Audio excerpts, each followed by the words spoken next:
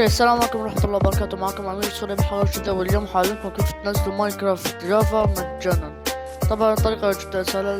لا تنسوا تحطوا لايك وتشتركوا بالقناة وتفعلوا جرس التنبيهات ليصلكم كل جديد. بسم الله على بركة الله، خلينا نبلش.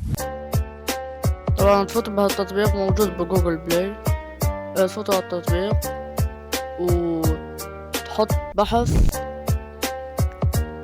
وتكتب جافا. خلنا في شوي تكتب جافا. طب مكتوب عندي، انا استعملتها. تكتب جافا، تحط بحث، تنزل لك شوي، تنزل شوي. ها هو. بعدين تجي تكبس هذا الزر بالاشارة اللي حاط لك اياه بالمونتاج.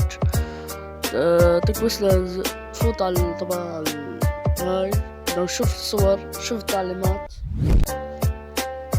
تنزل لتحت. هاي كله موجود، شوفها موجود كلياته.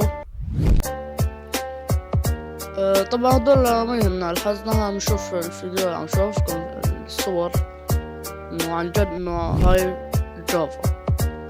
المهم تكبس هذا الزر، هاي الزر، تحط اوكي، تحط هذا اوكي. مباشرة تفوتك على اللعبة. لما تفوت على اللعبة يجي لك هيك مثل إشارة. بعدين شو بتعمل؟ بتفوت على الإعدادات تبع اللعبة، تنزل لتحت. هاي بتفوت على الجلوبال وتفعل المود. تكبس هاي، تفعل المود، مودين مش مود واحد، هاي مودين جايين مع بعض. تفعلهم، بعدين تطلع برات اللعبة. هو يكون عم يعطيك إشارة إنه عم يتفعل المود، عم يتحمل. أوكي، شفتوا شلون نزل؟ يعطيك لحاله.